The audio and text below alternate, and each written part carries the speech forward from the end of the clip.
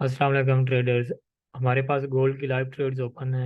आज हम गोल्ड की स्ट्रेटजी को शेयर करेंगे आपके साथ, जिसके अंदर हमने गोल्ड की जो लाइव ट्रेड्स पिक की हैं, इसकी जो बैक साइड पे रीज़न थी और जो हमने ट्रेड सेटअप लगाया, इसके ऊपर हम डिस्कशन करते हैं।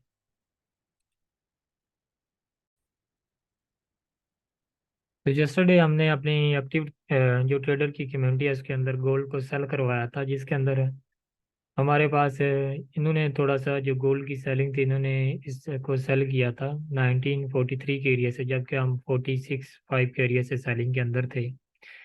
इनको पता नहीं चला, जो इनको इन्फॉर्म बाद में हुआ है या मैसेज इनको लेट मिला है या इन्होंने देखा मैसेज लेट है, तो फिर ये ट्रेड के अंदर इन हुए 1943 के एरिया से। और इनका जो टीपी है 1923 के ऊपर टीपी हिट है। तो 1923 के ऊपर 200 पिप्स का टीपी हिट कर चुका है। जो ट्रेड की लाट साइज थी 0.05 की थी, जो 100 डॉलर के ऊपर हिट हो चुकी है। तो हम चलते हैं अपनी स्ट्रेटजी के ऊपर। तो देखें, 0.05 की जो ट्रेड थी वो इस एरिया से ओपन है।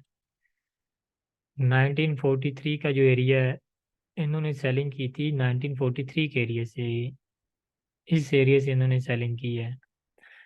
तो जब के मार्केट के अंदर हम सेल के अंदर थे 1946 45 के एरिया से, और हमारे जो टी पी 200 के 26 के अंदर देखें कि 100 पिप्स के बाद हमारा जो सेकंड टी पी 200 300 इस तरह से चलते हैं। तो इनका भी जो टी पी 2 था वो हिट हो चुका है 1923 के एरिया से, इस एरिया से। तो 0.05 की बिल्कुल एक छोटी सी ट्रेड, एक छोटी सी लार्ज साइज के साथ 100 डॉलर मार्केट से उठाए हैं। तो आप लोगों में से कुछ ऐसे होंगे जो बड़ी बड़ी ट्रेड लगाते हैं और 2-4 डॉलर भी नहीं मिलते, एट द एंड लॉस करके बैठ जाते हैं। मार्केट में छोटी लाट या बड़ी लाट पे एक अच्छी जगह के ऊपर एक अच्छे सेटअप पे और एक अच्छे पॉइंट पे लगाना और वहाँ पे उसको होल्ड करना, तो फिर मार्केट में प्रॉफिट ज़्यादा बनता है। तो देखें, हमारे पास जो 1946 5 के एरिया से मार्केट के अंदर ट्रेड्स ओपन थी, उसके बाद मार्केट ने हिट किया इसको मॉर्निंग के अंदर। जो एशियन टाइम के अंदर मॉर्निंग थी उसके अंदर जो हिट हुआ है, ये 1926 के एरिया से 5 के एरिया से हमारे पास टीपीस हिट हो चुके हैं, ट्रेड्स के 200 के। और उसके बाद जो हमारे पास एफ ओ एम सी की न्यूज़ थी, उस न्यूज़ के ऊपर मार्केट का जो एक क्रैश था, क्रैश हुई। फिर मार्केट के पास जैसे ही फंडामेंटल यूएसडी ने स्ट्रेंथ पकड़ी है, तो मार्केट के अंदर जो गोल्ड है ये भागता हुआ नीचे आया है। तो देखें, सबसे पहले फाइंड आउट करना कि वो ऐसा कौन सा एरिया जहाँ के ऊपर आपको लिक्विडिटी मिलेगी। जब हमें स्मार्ट मनी का पता चल जाता है और लिक्विडिटी का जो मेजर पॉइंट है वो हमारे पास बिल्कुल कंफर्म होता है कि अब हमारे पास जो न्यूज़ है, न्यूज़ के आने से पहले अगर मार्केट के अंदर हम इन होते हैं क्या हमारी फेवरेबल है या नहीं है। तो ये भी तो हो सकता था कि इस एरिया से जैसे नीचे से बाइंग, हमें यहाँ से बाइंग करते सेल हो जाता है। ये डिपेंड करता है स्ट्रेटजी के ऊपर। कुछ लोग इसको उन्होंने बाय किया होगा इस एरिया से, क्योंकि ये डबल बॉटम लग रहा है।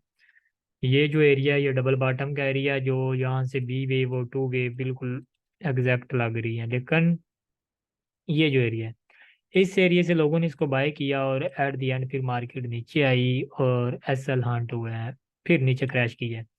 अब जब कि हम मार्केट के अंदर इस वेव से ही सेलिंग के अंदर थे और हमने इस वेव को सेल किया, एट द एंड मार्केट ऊपर गई है, उसके बाद ज़्यादा ट्रेड लगाई गई हैं।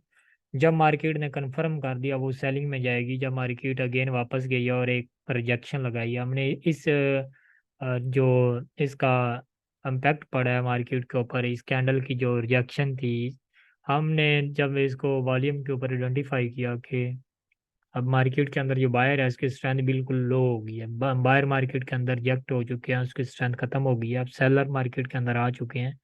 स्मार्ट मनी जो है मार्केट के अंदर पूरी तरह से आ चुकी है। उसके बाद हम मार्केट के अंदर उन्हीं के साथ इन हुए हैं और हमने एक बड़ा मेजर मूव, बड़ा अच्छा मूव पकड़ा जो यहाँ से स्टार्ट हुआ है और एट द एंड इस एरिया के अंदर आया है। ये 200 पिप्स के टिपीज हुए हैं।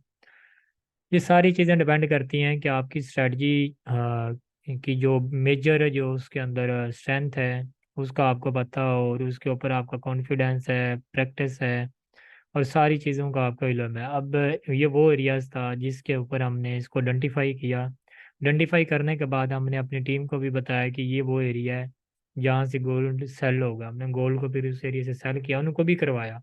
आपके सामने मैंने शो किया है कि 0.05 की जो ट्रेड है, उससे पहले कितनी ट्रेड ओपन थी, उसने कितनी ट्रेड्स क्लोज की, मुझे उससे क्या लेना देना।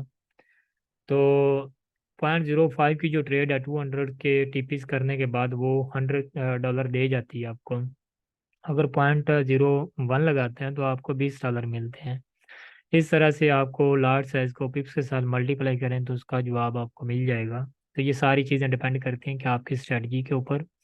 उसके बाद फिर मार्केट के अंदर, यहाँ से मार्केट मॉर्निंग के अंदर निकलती है, और एशियन जो सेशन था, जापानीज सेशन था, उसके अंदर मार्केट ऊपर जाती है। फिर इस एरिया के अंदर आते हैं, यहाँ से फिर हमारे पास जो लंदन सेशन है अभी ओपन होता है, जो पाउंड का सेशन है।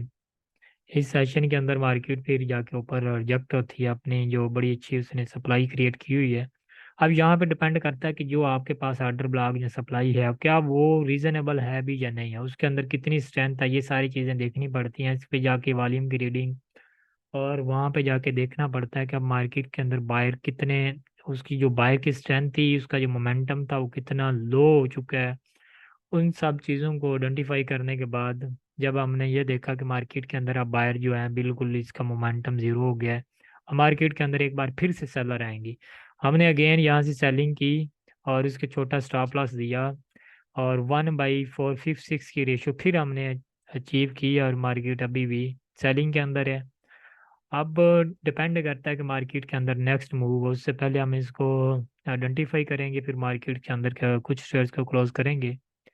और जितनी भी बड़ी शेयर्स थी हमने 200 पिप्स के उनके टिपिस लिए। तो ये सारी चीज़ें डिपेंड करती हैं आपकी स्ट्रेटजी, आपके मेथड के ऊपर। कोई ट्रेडर क्या मेथड यूज़ करता है वो वही जानता है, या उसका जो कॉन्सेप्ट है आप वो कॉन्सेप्ट अपना क्लियर करें। और जो उसके अंदर जो एरर है, एरर जब तक दूर नहीं होंगे तब तक मार्केट के अंदर से कमाना, खास तौर पे गोल्ड के ऊपर।